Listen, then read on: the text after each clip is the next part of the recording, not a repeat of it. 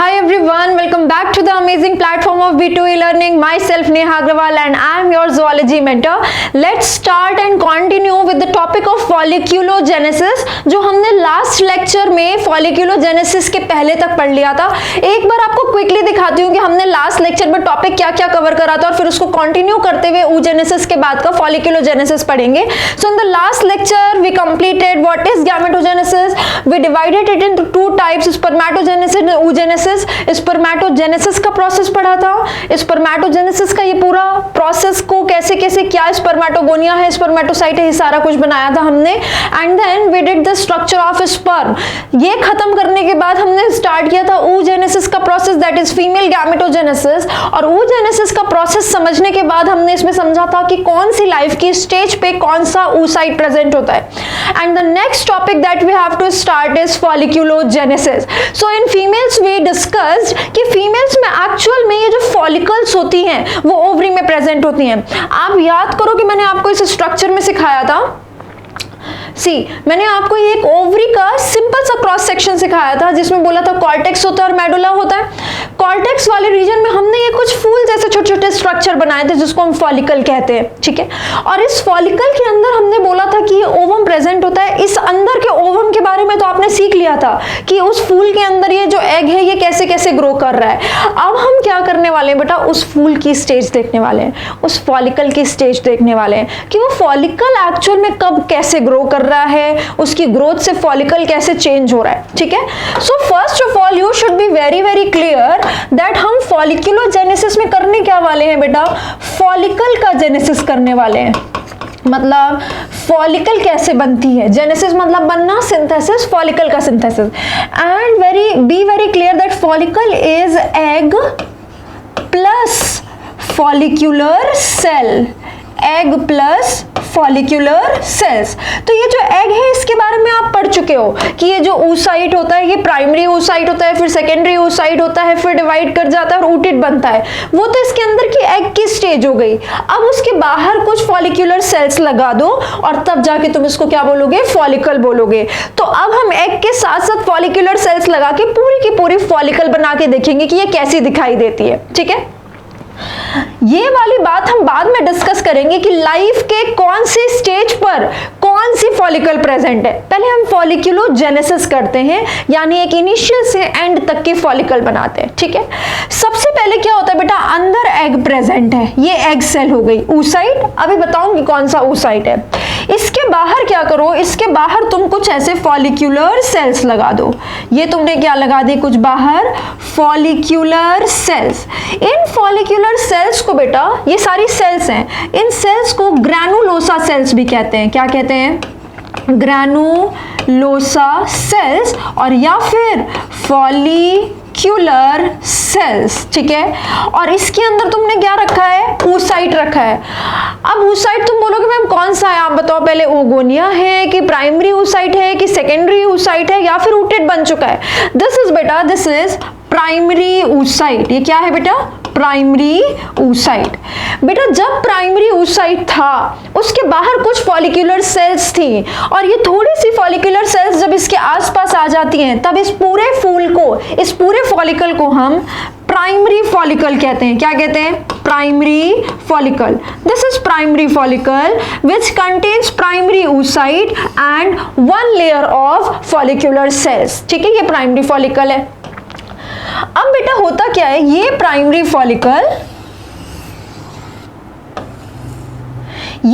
Follicle ही वो follicle है जो एम्ब्रियोनिक कंडीशन में बन गई थी। यानी कि यही फॉलिकल है जो मदर की योक सैक से, आपने याद किया था पीजीसी आया था, रिमेंबर। ये देखिए हमने इस वाले स्ट्रक्चर में पढ़ा था कि मदर की योक सैक जो एक्स्ट्रा एम्ब्रियोनिक मेम्ब्रेन थी उससे पीजीसी आया था, फिर उसने डिवाइड करके oogonia बनाया था, फिर प्राइमरी oocyte बना था। यानी कि ये सब प्राइमरी फॉलिकल के अंदर चल रहा है। पीजीसी आया, उसने oogonia बनाया, oogonia ने फिर क्या बनाया, ग्रो करके प्राइमरी oocyte बनाया, और प्राइमरी oocyte के चारों तरफ ऐसे फॉलिक्यूलर सेल्स आ जाती हैं और ये फॉलिकल कहलाती है प्राइमरी फॉलिकल। यानी बेटा ये फॉलिकल कब बन गई है, ये फॉलिकल एक फीमेल के बर्थ से पहले ही बन चुकी है। ये फॉलिकल एम्ब्रियोनिक स्टेट में ही बन चुकी है।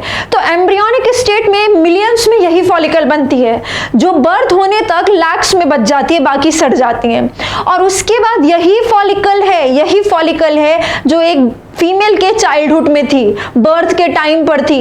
तो बर्थ के टाइम पर लैक्स में होती है ये फॉलिकल पर ओवरी। उसके बाद ये डिजेनरेट करती रहती हैं, एट्रीसिया होता रहता है जो मैंने आपको टर्म सिखाई थी। और उसके बाद चाइल्डहुड के बाद आता है प्यूबर्टी।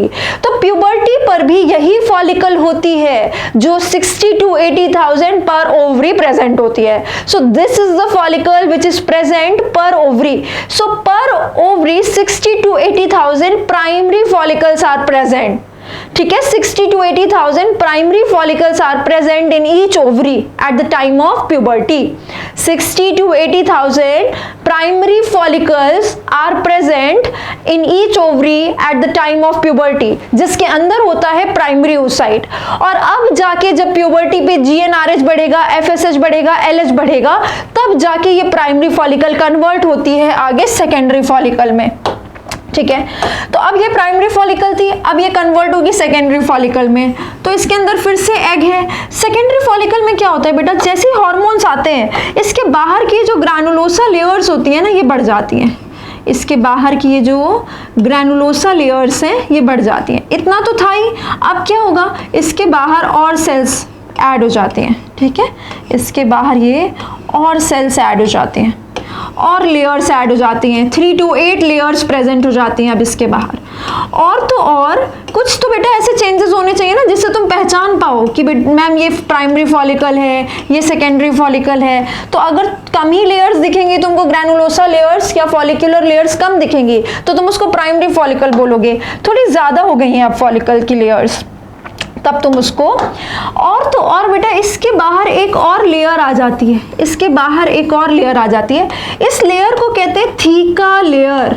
थीका आ जाती है बेटा, और थीका के अंदर क्या है, ये इतनी सारी ग्रैनुलोसा लेयर्स हैं जिसमें बहुत सारी ग्रैनुलोसा सेल्स या फॉलिकुलर सेल्स हैं। बट ऐसा नहीं तुम सोचोगे कि फॉलिकल प्राइमरी से सेकेंडरी हो गई तो इसके अंदर oocyte भी प्राइमरी से सेकेंडरी हो जाएगा। फूल बड़ा हो गया है पर अंदर अभी तक प्राइमरी oocyte है।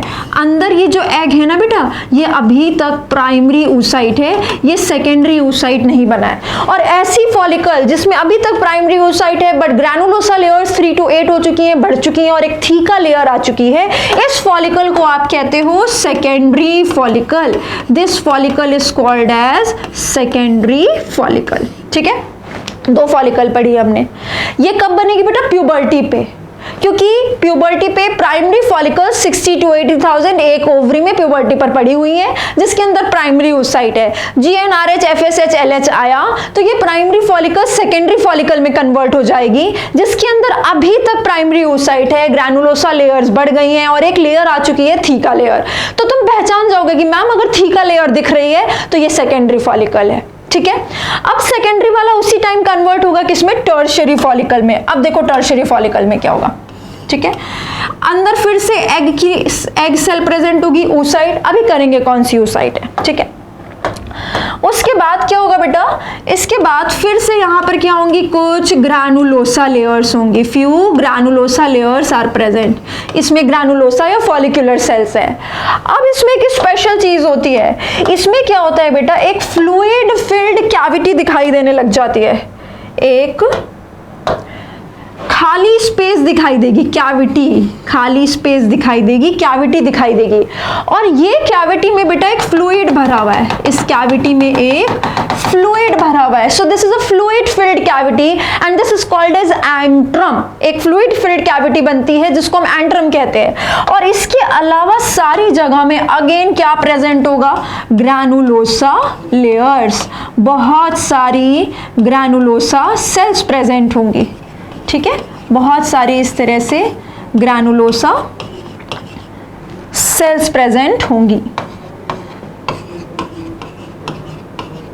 और डायग्राम बनाने में कोई आलस नहीं करना है। आप बायोलॉजी के स्टूडेंट हैं, डायग्राम बनाएंगे तो अच्छे से मेमोराइज्ड रहेगा और आपके क्वेश्चंस क्विकली सॉल्व हो पाएंगे। ऐसे बहुत सारे क्या होंगी फिर से बेटा, ऐसे ग्रैनुलोसा सेल्स होंगी, ग्रैनुलोसा लेयर्स प्रेजेंट होंगी, ठीक है। अब इसके बाहर जो थीका था वो तो कहीं नहीं चला जाएगा, थीका तो होगा। अब क्या हो गया बेटा, इस फॉलिकल में थीका भी डिवाइड करके दो थीका बना लेता है।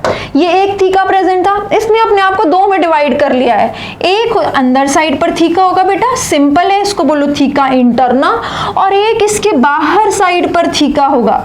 मतलब एक थीका अब दो लेयर्स में डिवाइड कर चुका है और इनका नाम भी बहुत इजी है, इसको बोलो थीका एक्सटर्ना और अंदर वाली थीका को बोलो थीका इंटरना, ठीक है। तो सबसे बाहर थीका एक्सटर्नल बनाया, फिर थीका इंटरना बनाया, और उसके बाद तुमको क्या दिख रही है, अगेन इसके बाद तुम्हें दिख रही है, इसका स्ट्रक्चर थोड़ा सा अपन साइड में कर लेते हैं।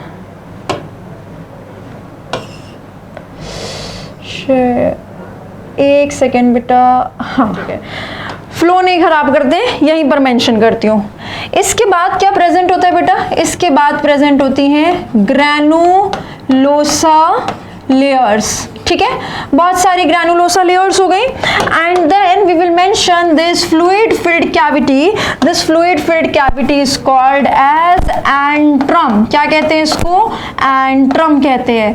Antrum is a fluid filled cavity, antrum is a fluid filled cavity, ठीक है। इसमें हमने सब कुछ मेंशन कर लिया। अब बात करते हैं कि इसके अंदर oocyte कौन सा प्रेजेंट है, ये oocyte कौन सा प्रेजेंट है। देखो एनसीईआरटी कहती है प्राइमरी oocyte, याद करो मियोसिस 1 किस में स्टार्ट होता है, प्राइमरी oocyte में, यानी कि मियोसिस 1 कंप्लीट होने के बाद आपको क्या मिलता है, सेकेंडरी oocyte। मैं आपको एक बार फिर से रिमेंबर करा देती हूँ, यहाँ पर रिकॉल करा देती हूँ। ये देखो प्राइमरी oocyte था, इसमें मियोसिस 1 स्टार्ट हुआ और मियोसिस 1 कंप्लीट होने के बाद आपको क्या मिला, एक सेकेंडरी oocyte मिला। तो अब क्या हुआ बेटा, फूल तो इस फूल के अंदर प्राइमरी oocyte था, फिर फूल बड़ा हो गया, अंदर अभी तक प्राइमरी oocyte है, फूल और बड़ा हो गया, सेकेंडरी से टर्शियरी हो गया, अंदर अभी तक प्राइमरी oocyte था, ठीक है। अब एनसीईआरटी कहती है primary oocyte within the tertiary follicle, primary oocyte within the tertiary follicle, यानी टर्शियरी फॉलिकल के अंदर प्राइमरी oocyte था, completes it's first meiotic division. यानी कि बेटा प्राइमरी oocyte अपना मियोसिस 1 कंप्लीट करके सेकेंडरी oocyte कब बनाता है, जब उसके बाहर फॉलिकल टर्शियरी होती है। Primary oocyte completes it's first meiotic division with in the tertiary follicle, ठीक है। तो अब हमने क्या किया, इसके अंदर प्राइमरी था और बाहर फॉलिकल टर्शियरी हो गई, फिर ये प्राइमरी ने अपने आप को डिवाइड कर लिया और एक छोटी polar body, first polar body और सेकेंडरी oocyte बनाया। फर्स्ट पोलर बॉडी यहीं कहीं बाहर निकल जाती है, फर्स्ट पोलर बॉडी यहीं कहीं बाहर निकल जाती है और डिजेनरेट कर जाती है। बात है ये सेकेंडरी oocyte बन चुका है, कब, जब बाहर टर्शियरी फॉलिकल है। तो तुम किसी भी चीज की फाइनल स्टेज बनाते हो, तो तुमने फाइनल ये टर्शियरी फॉलिकल बनाई है जिसके अंदर जो प्राइमरी oocyte था अब क्या बन चुका है, सेकेंडरी oocyte, और इसीलिए हम इसको मेंशन कर रहे हैं सेकेंडरी oocyte। पर आप क्या लाइन नहीं भूलेंगे, आप क्या लाइन नहीं भूलेंगे, आप नहीं भूलेंगे कि primary oocyte within the tertiary follicle, within the tertiary follicle, यानी एनसीईआरटी आपको साफ साफ बता रही है कि टर्शियरी फॉलिकल के अंदर प्राइमरी oocyte था। अब भले ही तुम उसको सेकेंडरी लिख रहे हो, क्योंकि primary oocyte within the tertiary follicle completes its first meiotic division, completes its first meiotic division. तो ऑफ कोर्स टर्शियरी फॉलिकल के अंदर प्राइमरी oocyte से क्या बन जाएगा, सेकेंडरी oocyte बन जाएगा। और इस फॉलिकल को हम कहते हैं टर्शियरी फॉलिकल। इस फॉलिकल को क्या कहते हैं, tertiary follicle. So we studied the structure of primary follicle, और इसके लिए भी स्टेटमेंट लिख लो, 60 to 80,000 प्राइमरी फॉलिकल्स जिसके अंदर प्राइमरी oocyte है are present at the time of puberty, at the time of puberty। एक ओवरी में या दो ओवरी में, एक ओवरी में within ईच ओवरी, दोनों ओवरी में इतने इतने हैं, एक ओवरी में 60 to 80,000 और एक ओवरी में 60 to 80,000, ठीक है, विद इन ईच ओवरी। दोनों लाइन आपने भूलनी नहीं है, प्रीवियस ईयर क्वेश्चन है, डायरेक्ट एनसीईआरटी की लाइन है, मोस्ट पोटेंशियल क्वेश्चंस है इस टॉपिक से, ठीक है। अब ये प्रेजेंट थी प्यूबर्टी पे, ये सेकेंडरी में कन्वर्ट हुई, ये टर्शियरी में कन्वर्ट हुई, और पहचानना कितना इजी है, थीका दिख गया तो सेकेंडरी फॉलिकल, एंट्रम दिख गया और थीका इंटरना एक्सटर्ना दिख गया तो टर्शियरी फॉलिकल। अब ये टर्शियरी फॉलिकल कन्वर्ट होती है फाइनल मैच्योर फॉलिकल में, जो सबसे मैच्योर फॉलिकल है। इस वाले स्ट्रक्चर्स के बाद हमें एक और नेक्स्ट स्ट्रक्चर करना है, जो मैं आपको नेक्स्ट पेज के एकदम सेंटर में बना के दिखा देती हूँ, ठीक है। आप ध्यान रखना, primary follicle, then secondary, then tertiary. अब हम बना रहे हैं फाइनल फॉलिकल, फाइनल फॉलिकल, और फाइनल फॉलिकल का नाम क्या है बेटा, मैच्योर फॉलिकल। और मैच्योर फॉलिकल को हम कहते हैं ग्राफियन फॉलिकल। ये स्पेलिंग ऐसे ही है, GRAAFIAN, ठीक है। अब हम क्या बना रहे हैं, सबसे मैच्योर फॉलिकल, जिसको कहते हैं ग्राफियन फॉलिकल, ठीक। टर्शियरी फॉलिकल के बाद बनती है ये। तो ऑफ कोर्स तुमने अब क्या बना लिया था अंदर, सेकेंडरी oocyte बना लिया था, तो सेकेंडरी oocyte तो रहेगा ही, ये रहा सेकेंडरी oocyte जो पीछे बन चुका है टर्शियरी फॉलिकल के अंदर। अब क्या हुआ बेटा, इसके बाहर कुछ फॉलिक्यूलर सेल्स थी। इस सेकेंडरी oocyte के जस्ट पास में जो फॉलिकल की सेल्स है ना, इस oocyte के जस्ट एकदम पास में जो फॉलिकल की सेल्स हैं, फॉलिक्यूलर या ग्रैनुलोसा सेल्स हैं, वो साइज में थोड़ी सी बड़ी हो जाती हैं और ऐसी पत्थर की शेप की हो जाती है, ठीक है। जस्ट पास वाली ग्रैनुलोसा सेल्स ने अपने आप को साइज में थोड़ा सा बड़ा कर लिया है और ऐसे थोड़ा सा बड़े सेल्स का स्ट्रक्चर बना लिया है, तो हम भी बना लेते हैं, ठीक है। और क्या हुआ है सुनो, और बेटा इस वाली oocyte ने अपने बाहर एक लेयर सिक्रीट कर दी है, अपने बाहर और इन सेल्स के अंदर एक लेयर सिक्रीट कर दिया, ठीक है।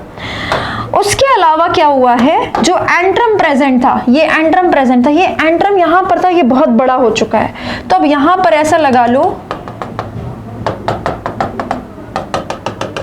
एंट्रम यहां पर था, अब ये फैल चुका है पूरी तरह से, बहुत बड़ा हो चुका है एंट्रम। और उसके अलावा क्या बच गया है, उसके अलावा बच गई हैं ग्रैनुलोसा सेल्स, फॉलिक्यूलर सेल्स। तो एंट्रम इतना बड़ा हो गया है कि ग्रैनुलोसा सेल्स यहाँ पर तो एक साइड में ही बची हुई हैं, जैसे इसमें था, ये देखो एंट्रम था, ग्रैनुलोसा सेल्स थी और ग्रैनुलोसा सेल्स इसके चारों तरफ थी। अंदर की ग्रैनुलोसा सेल्स ने अपने आप को बड़ा करके कुछ अलग तरह की सेल्स बना ली हैं। ये एंट्रम और बहुत इंक्रीज कर गया और ग्रैनुलोसा सेल्स सिर्फ यहीं पर रह गई हैं, और उसके अलावा ये चारों तरफ क्या प्रेजेंट है, ये चारों तरफ प्रेजेंट है फॉलिक्यूलर सेल्स। तो अब अगेन क्या होगा, चारों तरफ पे ऐसे फॉलिक्यूलर सेल्स प्रेजेंट है। These are the follicular cells और the granulosa cells, follicular cells और दी ग्रैनुलोसा सेल्स, इनकी लेयर प्रेजेंट है, ठीक है।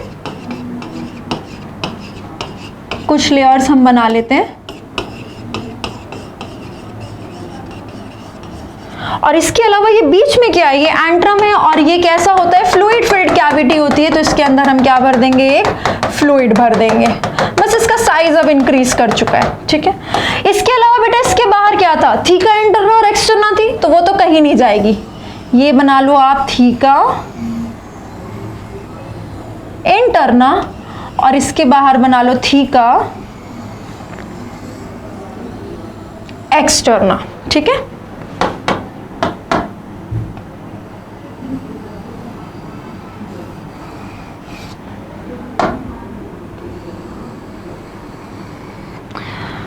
Done, this is the mature और द ग्राफियन फॉलिकल। सबसे बाहर से लेबलिंग स्टार्ट करो, दिस इज थीका एक्सटर्ना। एक बार जो थीका एक्सटर्ना आ गई वो कहीं चली तो नहीं जाएगी, ये थीका एक्सटर्ना। फिर उसके बाद आ गया बेटा थीका इंटरना, तो ये हो गई थीका। इसके जस्ट अंदर बताओ क्या प्रेजेंट है, ये बहुत सारी ग्रैनुलोसा लेयर्स, जो कि एक्चुअल में क्या है, फॉलिक्यूलर सेल्स है। उसके अलावा फिर तुमने क्या बनाया है, ये रही antrum, this is the fluid filled cavity, antrum which is the fluid filled cavity. अब आते हैं इन वाली सेल्स पे, इन वाली सेल्स पे। ये हैं तो फॉलिक्यूलर सेल्स ही, ये हैं तो ग्रैनुलोसा सेल्स ही, पर अब इन्होंने जो अपने आप के शेप साइज में डिफरेंस किया है, इसके बाद हम इनका नाम रखते हैं कोरोना रेडिएटा। कोरोना काल याद आ गया होगा आपको इसके नाम से, कोरोना रेडिएटा इसका नाम है। बट कोरोना रेडिएटा यहीं पर लिख लीजिए, होती क्या है बेटा, फॉलिक्यूलर सेल्स ही होती हैं, यानी कि ये कोरोना रेडिएटा की सेल्स ग्रैनुलोसा सेल्स ही है। So you can say that all corona radiata are granulosa cells, follicular cells, but all follicular cells are not corona radiata. ठीक है, क्योंकि ये कोरोना रेडिएटा एक्चुअल में फॉलिक्यूलर सेल ही थी जो मॉडिफाई होकर अपने आप को कोरोना रेडिएटा बना लेती है। फिर तुमने कुछ ऐसा बनाया है कि oocyte ने अपने बाहर एक लेयर सिक्रीट कर रखी है ना, ये ब्लू कलर से जो हमने दिखाई है, this is called as zona pellucida, this is called as zona pellucida.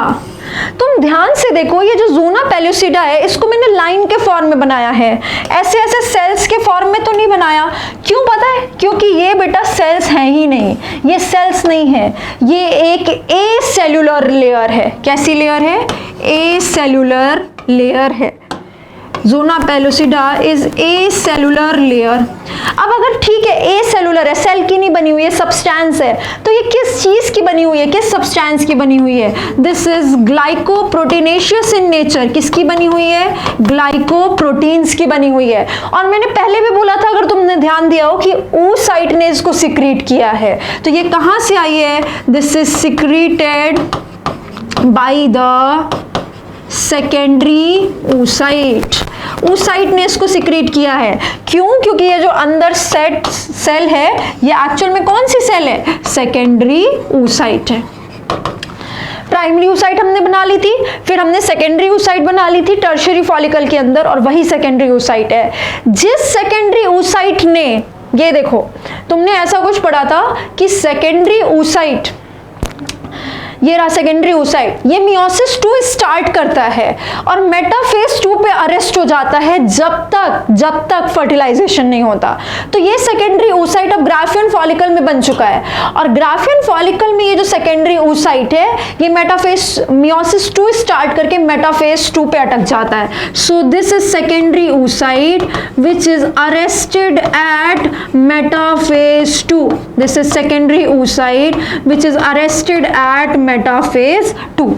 ठीक है, और इस सेकेंडरी oocyte ने अपने बाहर क्या सिक्रीट किया है, जोना पेलुसिडा सिक्रीट किया है। जाने, this is the structure of the mature और द ग्राफियन फॉलिकल। सबसे बाहर होगा theca externa, then theca interna, फिर बहुत सारी ग्रैनुलोसा लेयर्स, देन बहुत लार्ज एंट्रम प्रेजेंट होगा which is a fluid filled cavity, then we have corona radiata, then we have zona pellucida, and then we have the secondary oocyte within the mature और the Graafian follicle. Mature या Graafian follicle के अंदर secondary oocyte है which is arrested at the metaphase 2, और ये तब तक arrested रहेगा जब तक फर्टिलाइजेशन नहीं हो जाता। अगर फर्टिलाइजेशन होगा तभी ये मेटाफेज 2 से रिज्यूम करेगा अपना मियोसिस और फाइनली oocyte बनाएगा, वरना नहीं बनाएगा, इसी स्टेज में डिजेनरेट कर जाएगा। बट होता क्या है एक्चुअल में, ये जो मैच्योर या ग्राफियन फॉलिकल है ये बनने के बाद ये पूरा मैच्योर हो चुका है, ये रप्चर कर जाता है। ठीक है, ये क्या करता है, रप्चर कर जाता है, यानी इसका ब्रेकडाउन हो जाता है। ठीक है बेटा, जब इसका ब्रेकडाउन होता है तो इसके फटने से ये पूरा स्ट्रक्चर बाहर रिलीज हो जाता है। इतना, ये जो इतना स्ट्रक्चर है ना कोरोना रेडिएटा तक, इतना बाहर रिलीज हो जाता है। तो मैच्योर या ग्राफियन फॉलिकल के रप्चर होने से there is release of egg और ओवम, यही एग या ओवम हम बोलते हैं, रिलीज हो गया। ठीक है, जो कि इतना स्ट्रक्चर है जिसके अंदर अभी सेकेंडरी oocyte है which is arrested at the metaphase 2, and this is process is called as ovulation। बेटा ओव्यूलेशन बार बार हम सुनते हैं, ओव्यूलेशन में क्या होता है, ग्राफियन फॉलिकल का रप्चर होता है एंड द ओवम और द एग इज रिलीज, जिसमें सेकेंडरी oocyte होता है अरेस्टेड एट द मेटाफेज 2। तो एक क्वेश्चन आता है नीट में डायरेक्ट कि ओव्यूलेशन के टाइम पर क्या सिक्रीट होता है, oocyte की कौन सी स्टेज सिक्रीट होती है, तो ओव्यूलेशन के टाइम पर secondary oocyte arrested at metaphase 2 जिसमें मियोसिस 2 स्टार्ट हो चुका है पर एंड नहीं हुआ है, इज रिलीज्ड और यही है which reaches ampulla region of fallopian tube. Fallopian tube को और क्या कहते हैं? फैलोपियन ट्यूब को कहते हैं ओविडक्ट। तो ओविडक्ट या फैलोपियन ट्यूब के एम्पुला रीजन में ये चला जाता है। सो बेसिकली ये फॉलिकल फटेगी, ये देखिए इस वाले स्ट्रक्चर में, सी प्राइमरी फॉलिकल, फिर ये सेकेंडरी फॉलिकल्स हैं, फिर ये टर्शरी फॉलिकल बन गई और फिर ये मैच्योर फॉलिकल बन गई और ये मैच्योर फॉलिकल फट गई है और ओवम रिलीज हो गया है। ये ओवम के अंदर सेकेंडरी oocyte है, इस ओवम के अंदर सेकेंडरी oocyte है which is arrested at metaphase 2। Direct NEET का क्वेश्चन है, प्रीवियस ईयर क्वेश्चन में आपको मिलेगा। This ovum contain secondary oocyte which is arrested at the meiosis 2 का मेटाफेज 2। और रप्चर किसका हुआ है? ग्राफियन फॉलिकल का। ग्राफियन फॉलिकल फटती है, ये देखो ग्राफियन फॉलिकल बन गई थी एंड रप्चर होके इस ओवम के रिलीज होने को ही हम क्या कहते हैं? इसी को हम कहते हैं ओव्यूलेशन। रप्चर होके इस ग्राफियन फॉलिकल के रप्चर होके ओवम के रिलीज होने को, जिसके अंदर सेकेंडरी oocyte मेटाफेज 2 पे अटका हुआ है, this process is called as ovulation. अब ओव्यूलेशन के बाद क्या होगा? एग बाहर निकलेगा, एक बार तो खाली स्पेस में आ जाएगा, एक बार के लिए तो खाली स्पेस में आ जाएगा। कहाँ बनाया हमने? ये रहा। नो, देखो मैं आपको अलग पेज पे सिखाती हूँ। ये बेटा ऐसे यूट्रस प्रेजेंट है, ठीक है, ये फैलोपियन ट्यूब प्रेजेंट है और ये फैलोपियन ट्यूब में फिम्ब्रिए लगे हुए हैं और यहाँ पर ऐसे ओवरी है और इस ओवरी के कॉर्टेक्स में ये सारे कारनामे हो रहे हैं और यहाँ से ग्राफियन फॉलिकल फट गई और एग रिलीज हो गया। जैसे ही एग रिलीज होगा, सबसे पहले तो थोड़ी देर के लिए बाहर आया ना, सबसे पहले तो यहीं पर रिलीज हुआ थोड़ी देर के लिए, जस्ट यहाँ पर रिलीज हुआ फटके और बाहर निकल गया, यानी ये खाली जगह में आ गया बॉडी की। और ओवरीज कहाँ पर होती है? पेल्विक रीजन में होती है, एब्डोमिनल कैविटी में होती है। एब्डोमिनल कैविटी के ही नीचे के रीजन को क्या कहते हैं? पेल्विक रीजन कहते हैं। तो ये एग कुछ मोमेंट्स के लिए कहां पर आया है? ओवरी से निकल के पेल्विक रीजन में, यानी कि एब्डोमिनल रीजन में, और फिर फिम्ब्रियस को कैच कर लेते हैं, इनफंडिबुलम में आता है और फिर जाके यहाँ एम्पुला पे बैठ के स्पर्म का वेट करता है कुछ टाइम के लिए और इसकी वायबिलिटी होती है सिर्फ एक दिन की, ठीक है। तो ये 24 आवर्स तक यहाँ वेट करेगा, अगर स्पर्म नहीं आएगा तो ये डीजेनरेट कर जाता है। किस स्टेज में डीजेनरेट कर जाता है? उसी सेकेंडरी oocyte जो कि मेटाफेज 2 पे अटका हुआ था, उसी पे ये डीजेनरेट कर जाता है, ठीक है। तो यस, ठीक है। सो ग्राफियन मैच्योर फॉलिकल के रप्चर से एग या ओवम रिलीज होता है जिसके अंदर सेकेंडरी oocyte है which is arrested at the metaphase 2। This is called as ovulation, in which the ovum और the egg is released into the abdominal cavity and then reaches the infundibulum and then reaches the ampulla and then इधर ये क्या करेगा? 24 hours की इसकी viability होती है।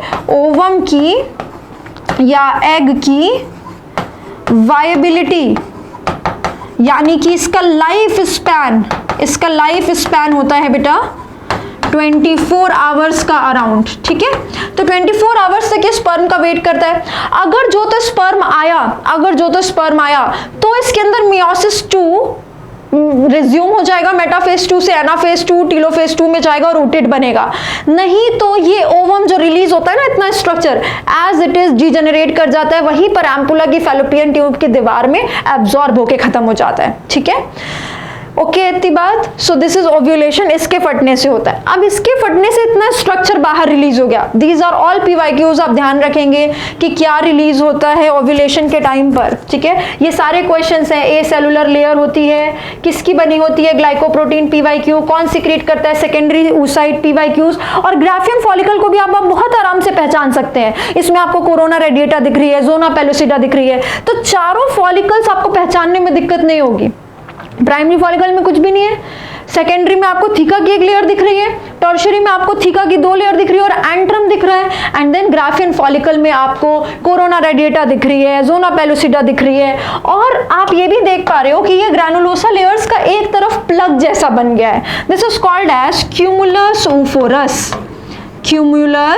oophorus, ठीक है, ग्रैनुलोसा लेयर्स का एक प्लग जैसा बन जाता है। तो ये सारी चीजें आप ग्राफियन मैच्योर फॉलिकल में देख पा रहे हो। तो आप चारों फॉलिकल्स को आराम से पहचान सकते हो और सब कुछ आपको पता है। इसके अंदर प्राइमरी oocyte, इसके अंदर प्राइमरी था जो कि अब सेकेंडरी बन चुका है, और इसके अंदर सेकेंडरी जो कि मेटाफेज 2 पर अटका हुआ है और अटका ही रहेगा हर मंथ जब तक फर्टिलाइजेशन नहीं होगी। जिस मंथ फर्टिलाइजेशन होगी उस मंथ मेटाफेज 2 से आगे की कहानी बढ़ेगी। ठीक है, so the next topic we are going to do is the structure of ovum. वही जो ओवम का स्ट्रक्चर बाहर रिलीज हुआ है उसका डिटेल्ड स्ट्रक्चर करेंगे, तो एक दो चीजें और उसमें हमको याद रखनी है। देखो, स्पर्म आ रहा है और ये बाहर क्या प्रेजेंट है, सेल्स ऑफ कोरोना रेडिएटा। ये सारी क्या है, सेल्स ऑफ कोरोना रेडिएटा, जो कि एक्चुअल में क्या होती हैं, फॉलिक्यूलर या ग्रैनुलोसा लेयर्स ही होती हैं, जो कि थोड़ी सी मॉडिफाई हो चुकी हैं। ठीक है, इसी की सेल्स होती है। ठीक, उसके बाद आपको ये देखो दिख रहा है zona pellucida, this green layer, this is called as zona pellucida. ठीक है, जोना पेलुसिडा कैसी है बेटा, अभी आपने पढ़ा ए सेलुलर होती है। ए सेलुलर तो है, सेल की तो नहीं बनी है, किस चीज की बनी है, this is made up of glycoproteins. किसकी बनी है, ग्लाइकोप्रोटीन्स की बनी है। और इसके अंदर ये जो ओवम है, ये ओवम कौन सी स्टेज का है, this is secondary oocyte which is arrested at metaphase 2। ये सारी चीजें आपने अपनी एनसीईआरटी में अपडेट करनी है, because these are all previous year questions. और इसी सेल ने अपने बाहर जोना पेलुसिडा निकाली है। One more thing is mention, perivitelline space, इस वाली स्पेस को लिखा है। ये वाली स्पेस देखो जोना पेलुसिडा के अंदर है। जोना पेलुसिडा के और इस सेकेंडरी oocyte की प्लाज्मा मेम्ब्रेन के बीच में एक स्पेस है, उसको हम कहते हैं पेरीविटलाइन स्पेस। अब ओव्यूलेशन के टाइम पे ग्राफियन फॉलिकल फटने के बाद जो ओवम रिलीज होता है उसका एक स्ट्रक्चर अपन एज अ बायोलॉजी स्टूडेंट अपना खुद का स्ट्रक्चर बनाएंगे, और एनसीईआरटी का स्ट्रक्चर तो ध्यान देना ही है। ठीक है, तो एक स्ट्रक्चर बनाते हैं फाइनल ओवम का।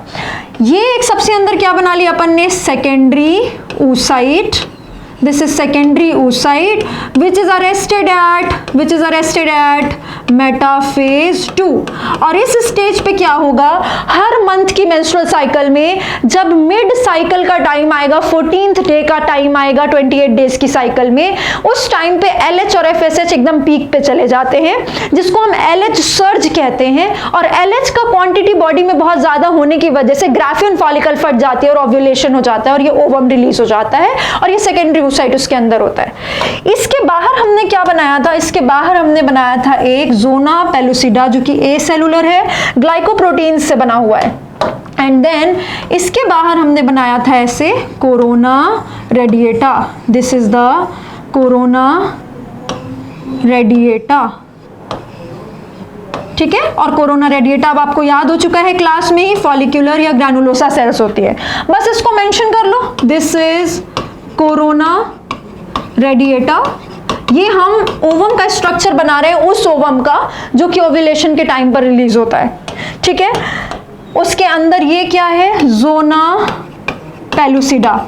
ठीक है, और इस जोना पेलुसिडा के अंदर ये जो सेकेंडरी oocyte है इसका ऊलेमा है, ऊलेमा यानी कि प्लाज्मा मेम्ब्रेन, प्लाज्मा लेमा या plasma membrane of secondary oocyte। Of course this secondary oocyte is arrested at the metaphase 2। ठीक है, ये हमको पता है अब, तो इसी का ऊलेमा है ये।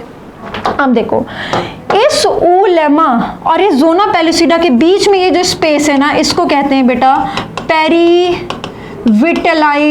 स्पेस, इसको कहते हैं पेरीविटलाइन स्पेस। ठीक है, तो सीक्वेंस में लिख रहे हैं सब कुछ। एक और चीज जो आपको ध्यान रखनी है, दैट इज बेटा इसके बीच में, इस कोरोना रेडिएटा के सेल्स के बीच में ग्लू लगा होता है, जिससे ये सेल्स आपस में चिपकी रहती हैं।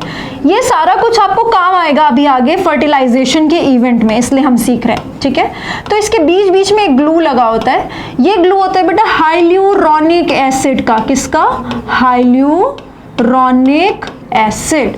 हाइल्यूरोनिक एसिड कोरोना रेडिएटा के बीच में ग्लू का काम करता है। ठीक है, याद करो हमने स्पर्म के स्ट्रक्चर में किया था ना, हेड के ऊपर एक कोनिकल स्ट्रक्चर होता है, एक्रोसोम, उसके अंदर हाइड्रोलाइटिक एंजाइम्स होती हैं। तो स्पर्म को इस सेल तक पहुंचने के लिए हाइलुरोनिक एसिड को डिसॉल्व करना पड़ेगा, फिर कोरोना रेडिएटा को, फिर जोना पेलुसिडा को, फिर वो पहुंचेगा पेरिविटलाइन स्पेस में, तब जाके वो इस oocyte से कंबाइन कर सकता है, मर्ज कर सकता है। और जब तक वो यहां से यहां पहुंच रहा होगा, ये सेकेंडरी oocyte जो कि मेटाफेज 2 पे अटका है, ये अपना मियोसिस 2 कंप्लीट करके देखिएगा स्पर्म तो आ गया। बोलेगा हर मंथ तो स्पर्म नहीं आता, जिस मंथ स्पर्म आता है मुझे अपना मियोसिस 2 कंप्लीट करना है। तो अगर स्पर्म आ रहा है तब तक ये अपना मियोसिस 2 कंप्लीट करके oocyte बना लेता है, तो तब तक अंदर oocyte बन जाता है और तब तक स्पर्म यहां पहुंच जाता है। इसीलिए जब स्पर्म अवेलेबल होगा तब ये मियोसिस 2 कंप्लीट होगा, नहीं तो इसी स्टेज पे डिजेनरेशन हो जाती है, फैलोपियन ट्यूब की वॉल में एब्जॉर्ब होकर ये खत्म हो जाता है। ठीक है, और अगर स्पर्म होगा तो जैसे जैसे स्पर्म इनको डिसॉल्व करके अंदर आएगा, तब तक अंदर क्या होगा, सेकेंड पोलर बॉडी और oocyte बन जाएगा, और स्पर्म जब तक अंदर पहुंचेगा oocyte वाली सेल के अंदर अपना न्यूक्लियस डाल देगा, और वो सेल अब जाइगोट बन जाएगी और अंदर न्यूक्लियस डिप्लॉयड हो जाएगा। पर ये स्टोरी हम पूरी की पूरी फर्टिलाइजेशन में सीखेंगे, अभी हम सिर्फ ओवम का स्ट्रक्चर कर रहे हैं। ठीक है, अब तुम सोचोगे मैम ये स्ट्रक्चर हमने दोबारा क्यों बनाया, ये सारी चीजें तो आपने वैसे भी ग्राफियन फॉलिकल के स्ट्रक्चर में बना दी थी। देखो एक हाइलुरोनिक एसिड सीखा, दूसरा बेटा यहाँ पर ना कुछ रिसेप्टर्स होते हैं,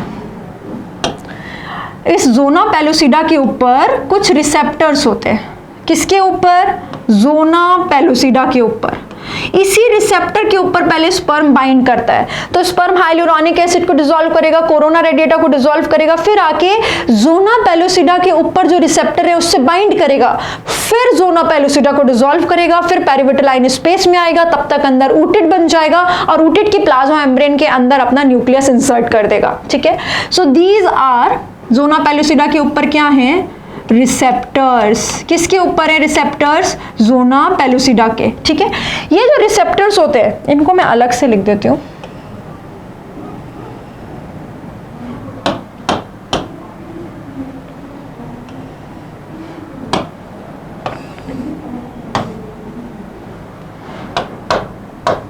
ठीक है,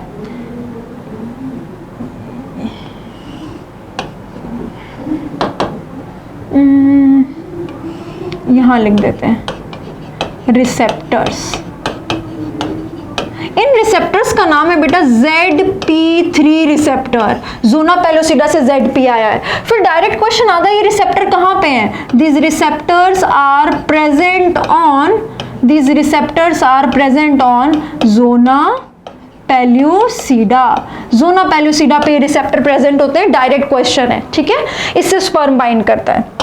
इसके अलावा बेटा कुछ ग्रैन्यूल्स होते हैं जो यहाँ oocyte के साइटोप्लाज्म में जस्ट अंदर प्रेजेंट होते हैं, पेरीफेरी पे, अंदर मिड में नहीं होते, पेरीफेरी पे ही होते हैं। oocyte के जस्ट अंदर पेरीफेरी पर कुछ ऐसे ग्रैन्यूल्स प्रेजेंट होते हैं, और क्योंकि ये कॉर्टेक्स रीजन में ही है इसलिए हम इनको कॉर्टिकल ग्रैन्यूल्स कहते हैं। इनको हम क्या कहते हैं, कॉर्टिकल ग्रैन्यूल्स। इसका भी क्या रोल है, इसके अंदर भी कुछ एंजाइम्स होते हैं, इसका भी क्या रोल है, कैसे ये पॉलीस्पर्मिंग को रोकता है, ये हम बाद में पढ़ेंगे। ठीक है, so this is all about the structure of ovum. ये हो गया आपके ओवम का स्ट्रक्चर, जैसे आपने स्पर्म का डिटेल्ड स्ट्रक्चर किया था वैसे ही हो गया बेटा ओवम का स्ट्रक्चर। ठीक है, तो ये ओवम का स्ट्रक्चर है जो हमने बनाया, और ये साथ में क्या है, एनसीईआरटी का स्ट्रक्चर जो आपको याद रखना है। इसको थोड़ा एनलार्ज कर देती हूँ, आपको देखने में इजी रहेगा। कुछ अपडेशन आप एनसीईआरटी के डायग्राम्स में करते रहेंगे, वहीं पर अपडेट करके लिखते रहेंगे जो नई चीजें सीखते हैं, और ये अपना डायग्राम जरूर बनाएंगे। So now here we are done with the topic of gametogenesis, spermatogenesis, structure of sperm, oogenesis, folliculogenesis and structure of ovum. Next class में इसके बाद, क्योंकि अब हमने क्या किया है, मेल फीमेल रिप्रोडक्टिव सिस्टम पढ़ लिया, गैमेटोजेनेसिस पढ़ लिया, गैमीट बन चुके हैं, गैमीट का स्ट्रक्चर पढ़ लिया, तो अब हम नेक्स्ट क्लास में क्या करेंगे, फर्टिलाइजेशन के इवेंट से इस चैप्टर को आगे प्रोसीड करेंगे। ठीक है, thank you so much everyone, see you in the next class.